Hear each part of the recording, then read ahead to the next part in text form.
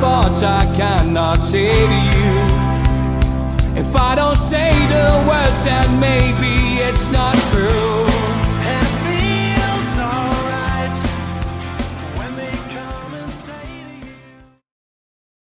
Welcome along to Eddie Howe's press conference review. Newcastle United taking on Leeds today, 12:30 kickoff, and it is live on BT Sports. All 2,900 away section tickets have been sold. No Sean Longstaff today. He won't feature as he still is recovering from a foot injury. Matt Ritchie's season is now over due to a knee issue, and don't forget he is out of contract this summer. And Jamal Lascelles will also miss the remaining matches with a calf problem.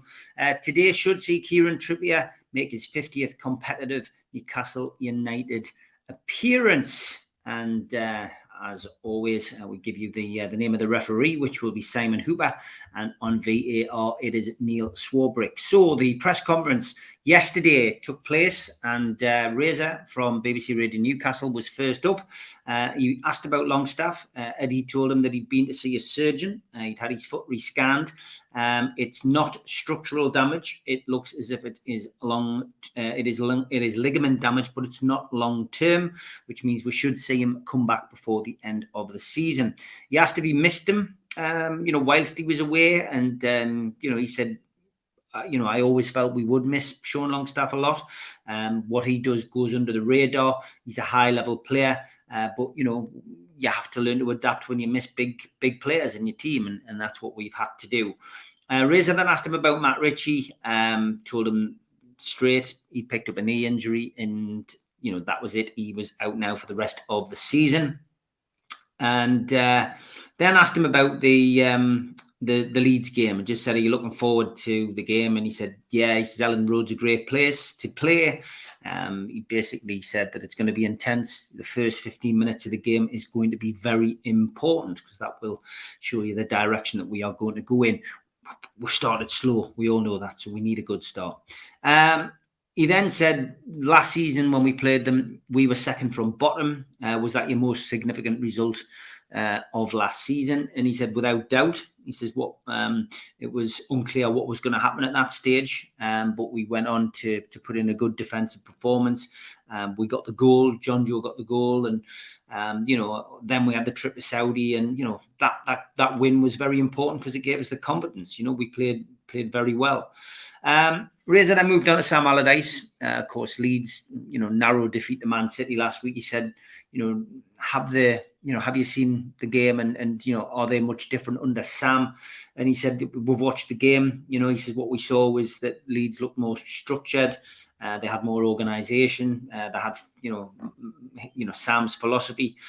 He said, tomorrow's going to be tough. They will ask questions about our back four. They will come at us with set pieces. It's going to be a different test to if we'd played them a few weeks ago.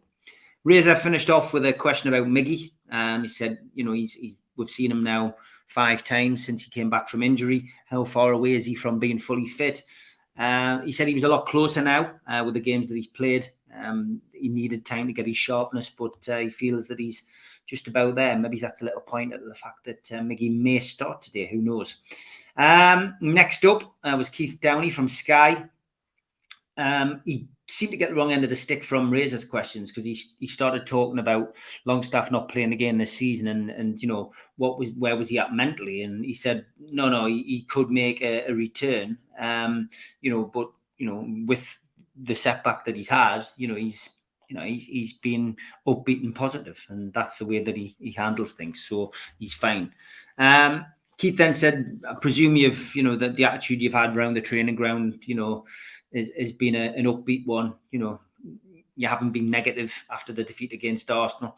He said, look, we analysed the game. There was a lot of good came out of the game. He says it was very similar to the Manchester United game. There was, enough chances for Newcastle to get something out of it.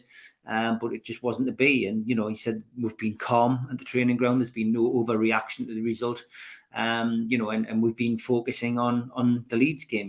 We realised that, Leeds will be a different game altogether. The crowd is going to be against us at the start. It's going to be very similar to Everton, but the difference with Everton is we got the early goal there. So, he's clearly pushing to get a better start than he has over the last 5 or 6 games in this game, and he will want a similar kind of reaction I think, to our last defeat. Keith asked him how proud he was with the way this season has panned out.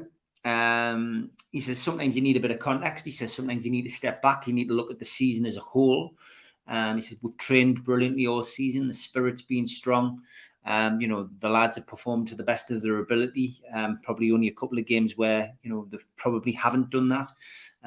But we need to keep our nerve for these last 4 games. Nothing's finished. Nothing's certain yet. Keith moved on to the games coming up: Leeds, Leicester, Brighton, Chelsea. He'd actually forgotten we were playing Brighton. And he just said, he was just saying there's no easy games, and Eddie agreed with him. He also was suggesting that we've got the harder running compared to, say, Manchester United or Liverpool. He said, look, on paper, it's very difficult to say which games are hard and which games are easy. Every game in the Premier League can be difficult. He says that, with us, we know it's in our hands, and, we're embracing it, and embracing it with positivity and not with fear, which was great to hear. Keith moved on to the Isak Wilson combination. Said, did you see enough last weekend? You played them together, although they weren't together positionally. They were on the pitch at the same time. Did you see enough positivity there for you to say that you would probably do that again? And he reiterated, look, we didn't play them together. It wasn't a partnership. Isak probably could have had 2 or 3 goals on another day. But he says, yeah, I did see enough, to potentially consider it again. So, yeah, that was the answer. Andy Sixsmith was next. He started to talk about Tyndall and this whole Mad Dog nickname that he's got. He says, have you had a bit of a laugh about that behind the scenes? He went, yeah, we spent the last 30 minutes before I came in here laughing about it. He says, to understand his role, you've got to go back to where we started. At a club where there was no money, no facilities. We had to do everything ourselves. He says, and we've gradually moved on, and we've always been together. So, people have to understand our relationship, and we're happy with, what we've got, what our relationship is. Game management was next on Andy's hit list. He says, are you sick of all this talk about game management? And he went, yeah, because it's not something that we focused on. We're no different to any of the other, to any of the 91 other clubs. We encourage a high intensity passing game, and to slow the game down goes against how people are tending to look at our style. Where it goes against it. So yeah, he has had enough of it. Andy then asked, how big an achievement do you feel it is to go from second bottom to third? He went, it's a difficult thing for me to talk about. He says, but look, we've lived it. He says it's been a great season, but there are still 4 games left, and I'll reflect once those 4 games have been played. He then asked about how much do the players deserve this, and he was talking really about again, something which you get the feeling Eddie doesn't like to talk about anything until the season's over. He's not one for patting himself on the back. You know what I mean?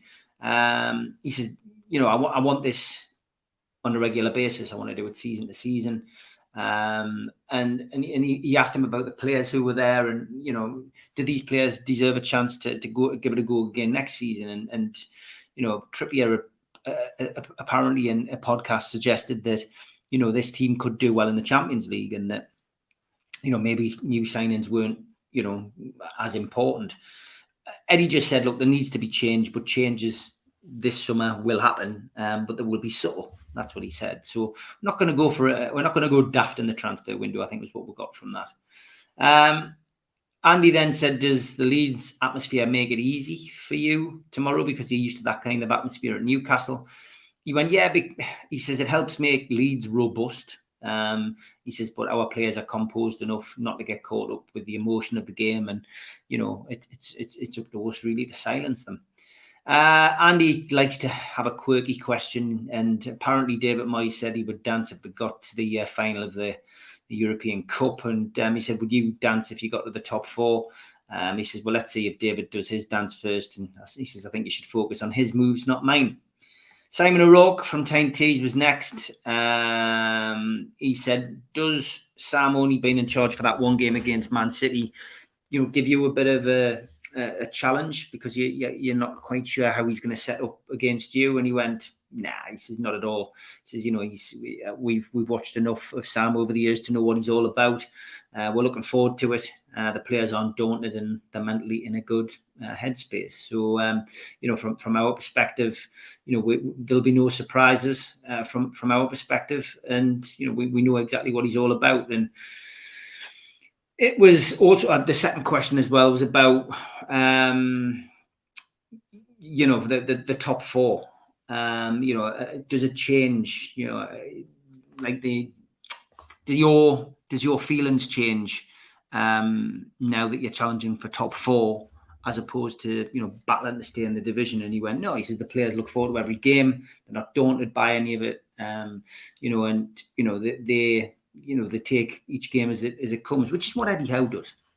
Damien was next. He said, England, you were an England prospect, potentially as an England manager with Sam Allardyce. How did it feel to be, potentially in the running for the England job? He said, I did feel at the time that I shouldn't have been in the frame because, I had so much to achieve at club level. It's a compliment to be, compared to, somebody who'd been in the game a lot longer and given the shout of an England manager's position. But, I didn't feel that I should have been in the frame at the time. Damien then asked him, well, how do you think you've developed in the 7 years since then? He just said, every week I'm learning. He says, and being in the game is the best way to learn. He says, 7 years on, how different am I? He says, only the players can judge that. He says, players who probably were with me in the early days who are with me now. It's difficult for me to say how I've evolved. Miles Starford was next from the Shields Gazette. Matt Ritchie being injured now, he just said, what's your thoughts on his future? He's out of contract as well. Miles poked him a little bit about that, and he just said, look, Matt's still got the desire to play. He's a high energy trainer. He's trained harder than any other player this season. He's a great role model for the youngsters. He has conversations with the youngsters and guides them in the right direction. There's a lot of love for Matt Ritchie. There's no doubt about it. But as we discussed on the Amigos last night, I don't see how they can keep a hold of people like him and Lascelles, etc., unless they're going to give him a position on the coaching staff. But yeah, he's been positive about it, and clearly still sees him as potentially somebody that would pull on a pair of boots for Newcastle. Although I just don't see that happening. Any more injury concerns other than the players mentioned? No, was the short reply. Oscar was next up from the Sun. He asked him if he encouraged Tyndall, to do what he does on the sidelines. He just said, look, he's his own man. We've worked together for a long time. I focus on the team. I focus on the opposition. I deliver the team talks pre-match, half-time. He says, the other coaches such as Purchase, Jones, Tyndall all focus on other stuff. We've all got the same goal. We've all got a job to do. He then said, do you call him Mad Dog? He says, I call him that now. We've had a lot of fun with the stuff that's been sent to Jason on social media. There's apparently a Twitter account out there, for those of you who don't know, basically saying that he's an attention seeker.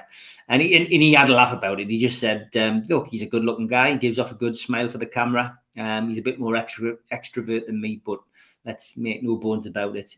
He is a very good coach.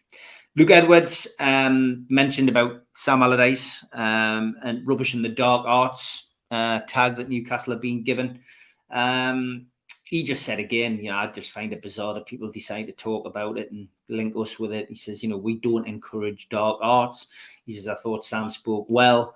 He says, but just to reiterate, we play within the rules and, we certainly don't practice dark arts. And, Luke then quoted some stats and he just says, look, stats are misleading. Every team that comes to St. James's Park will try and slow the game down, not just Arsenal. Teams come here to slow us down and try and stop us from playing. He says, but away from home, he says, we don't. He says, look at the last few games. We've gone and tried to take it to the home team and we try to entertain. So, to accuse us of being a leader in the dark arts and is absolutely rubbish, really. Do you think it's because you've got your opposition rattled, said Luke? And he went, yeah. He says, we hope to be a nuisance for all teams. We don't want to be a nice team to play against. So, yeah, possibly. Jordan was next. Again, just a reflection on the season. Would you be sad if you missed out on the top 4? Eddie said, look, I'd have to say yes, but I don't want to focus on anything negative, because we want to do our best. We've got 4 games and we're going to do our best.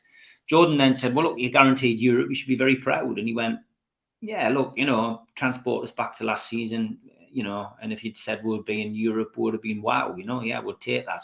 It's nothing more than the fans deserve. But he says, you've got to keep this in context. And again, reiterated, we've got 4 games left and we will give it our best shot. Simon Bird from the Mirror was next. Are the last few points the hardest to get in football, he said. Obviously, talking about the push for the Champions League. And he went, of course, in sport, the last bit is always the hardest. We've tried to alleviate the pressure in training. We've had some fun this week. We've tried to switch off from what the game means and what the last 4 games means. So it's his way of doing it. And then Simon said, look, teams can wobble. We've heard of the choking of teams, when they get to that final hurdle. We saw it with the Entertainers, of course. Brains can switch off to things. And he went, yeah, look, to an element, that's what we've done this week. That's why we've made it a little bit different this week, and we've alleviated the pressure from the players, and we've just had a bit of fun. Don was next, said, when you started in management, Sam was at Fulham. Did you look up to him? And he went, yes, 100%. We were coming into the league with Bournemouth. He did it with Bolton a different way, and he did it his way. We did it our way. But yeah, he was somebody who I looked up to, and yeah, he had his philosophies, his plans, his tactics, and the way that he did things worked for him. And we've just tried to do our own thing. He asked him what our aim was this season at the start of the season. He said, I think the aim was not to be in a relegation battle, to try and keep our heads and try to keep keep a run going if we got on a run. And things have snowballed, and very happy with the way things have gone. Again, the subject was brought up about Trippier believing that the squad can play in the Champions League without adding players. He just said, look, every close season, you add a player or 2. My aim is to improve the squad in the summer. Jacob was next. Again, more stats, talking about Newcastle taking a few shots from outside the area and scored more goals from outside the area. What's led to this kind of stat? He says, I couldn't really tell you. I don't really understand it. It's the first time I've heard it. We've got a set way of playing. Maybe that's what brings those kind of stats to the table. He then said that Potter last season had said that when it puts players off when fans collectively shout shoot at a player. And what have you found this with your players? And he went, nah, he says, I think our fans have got a good knowledge of who to tell shoot and who not to, which caused a lot of merriment in the press conference. And Martin was next. He said, he was talking about entertainers. He's probably trying to get a line about the entertainers, and how do you entertain the fans? And he said, but I don't sit and say, let's do this and let's do that. He says, we'll get them to, high press, we'll get them to work hard. There's a will to win there. But I want to entertain the fans. He says, was that a deliberate choice of yours when you came into the club? It's part of the heritage when you look at the history and you've took that on board. He says, yeah. He says, when you go to any club, you need to know the history and try and stay in line with those good times. And that's what we've done, which was a fair enough answer. And adapt the style and encourage entertaining flair players and that kind of thing. So it's something he's mentioned before. Lee Ryder talked about end of season fatigue, and does Eddie believe that that's a thing? He said, I'm not a believer in fatigue. He says, I try to get our players to peak on a match day, which they have in lots of games. He says, I think this part of the season is quite a good one for players because the sun's starting to shine. It refreshes players. And he says, from our perspective this week, we're in a good place physically. We've got no fatigue, and we're looking to bounce back from the result against Arsenal. Lee then mentioned Leeds changing a manager so many times this season, and is that a bad thing? And he said, well, yeah, because as a football manager, a football owner, whatever, you want to see, you want continuity, because that's something which is a positive and helps the club grow and get results. How important are supporters? Again, Lee likes to ask this question on away days like this, when it could be a bit spicy at a place like Leeds. And will the fans have any fatigue? He says, I don't think any of our fans will have fatigue. He says, I remember them last season when, this was a huge game for us, and, John Joe scored and the fans celebrated with him. He says, but yeah, he says the fans will be important. I think it was Jason next. I didn't quite catch the name. Any Sam stories? He asked. He went, yes, but I can't tell you any. And he then asked him where was his name in Sam's list when he said he was a great coach and a better coach than Pep Guardiola, etc. And he just shrugged his shoulders. It was a humorous question, but not one that he could really answer. So that was it. A good press conference as usual. For those of you who are going to Leeds, I will now play the away days guide for today's game against Leeds from Scunny Mag Paul. Hey folks, this is Away Day Guides. I'm Paul, and we've got Leeds coming up.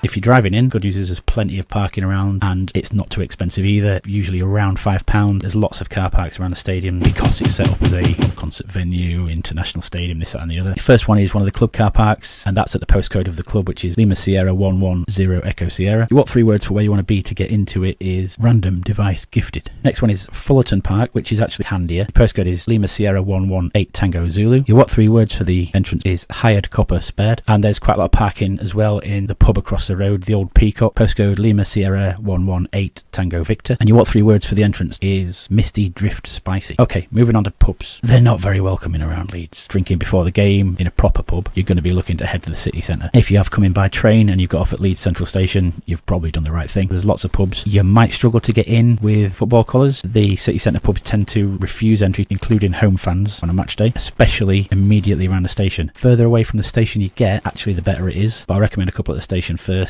just for convenience. Your first one being the Wetherspoons, which is in the train station itself on the concourse. As you come through the barriers, don't go straight out the doors in front of you, turn left, go past the McDonald's, down a little ramp, and just before you get to the end there is what looks like a little Wetherspoons from the inside of the concourse, but it actually expands into a much bigger one inside. That's really handy. Buses from out the front from the other side of that as well. And if you want your what 3 words to guide you there, Lungs Hobby Flags will get you into the venue. If you're driving and parking in the city somewhere, your postcode is Lima Sierra 14 Delta Yankee. And then as you come out the station, if that's too full, go across the road and bear right, you'll find another Wetherspoons, 5 minutes walk up the hill, called the Beckett's Bank. That's massive. It's over a few floors. And your what 3 words for the front of that is narrow crowned plant. A bit further away from the train station, towards the river, you've got Air Bar, which is an old like mill style building from the front. You go through, it's like archways and stuff, and it's actually got a little strip of river facing beer garden at the other side, which is quite nice if the weather's good. Your postcode for that is Lima Sierra 2 7 Echo Whiskey, and your what 3 words is Take Patrol Jabs. And then a little bit further up the road on the right, you've got the Lamb and Flag, also well spoken about by visiting fans, and you can find that with the what 3 words of Hugs Rods Wiring. If you are drinking in the Air Bar or the Lamb and Flag, your closest bus route is the 52. It's just around the corner. Your what 3 words for the bus stop is Defeat Edits Pure, and that will take you to the ground. Those run every 20 minutes, and it's about a 15-minute journey. Your other best bus route will get you from around the train station area near the Hilton Hotel. Your what 3 words for the stop is Parts Hotel Length, and that's going to drop you a few streets away from the stadium to the southeast, and it's then a 10-minute walk to the ground. You need to cross the road and follow the other football fans. Moving up the ground, if you didn't go there to start with, your turnstiles can be found at Backs Bring Crowd. Get there early, keep your tickets well looked after. We had a nightmare getting in the other season because some of them were damaged. You're in the southwest corner of the ground, and the view is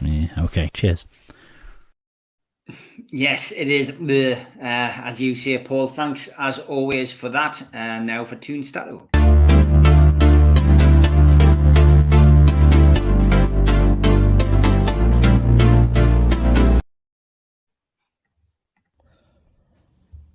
Hello guys and everyone watching. Another huge game for Newcastle United on Saturday.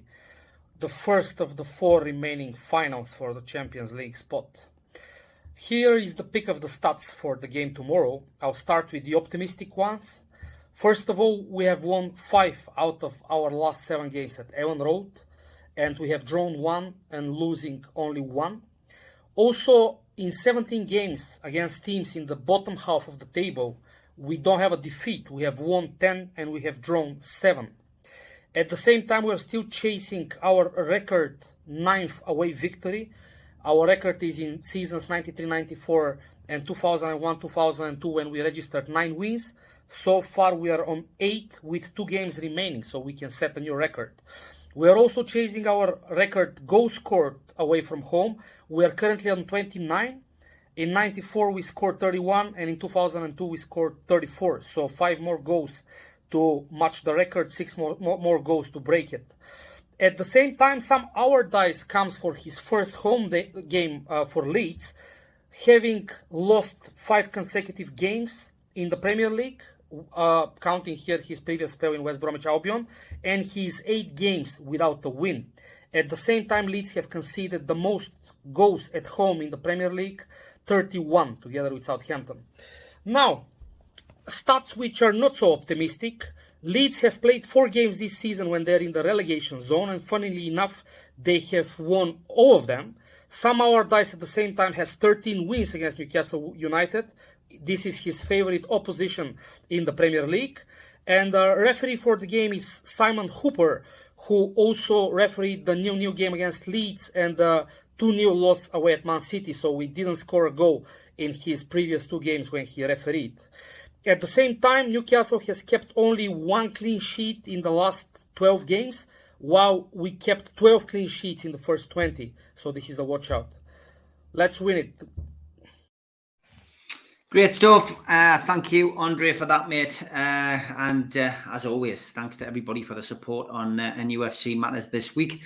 I'm out today and obviously unavailable to do a live, but I am back with the professionals and with Ben Jacobs tomorrow, 2 live shows on Sunday. So have a great weekend and enjoy the game. Take care. Bye-bye.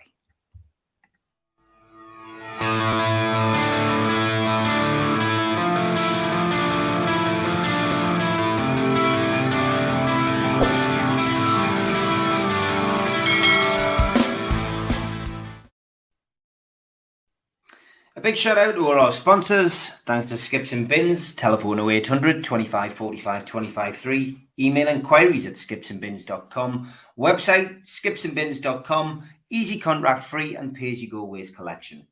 Thanks to Mr. Vicky's sauces, handmade in Cumbria. You can order them from their website, mrvickys.co.uk, or by calling 01768 210 102. Thanks to Media Arts for all the help with the video technology. Thanks to qtechshop.co.uk, the makers of pool tables and snooker tables in Wallsend, Newcastle. If you enjoy the show, please hit the little thumb under the video and like the video. Click share to share to your other social media, or subscribe. It's free and we do 7 shows a week.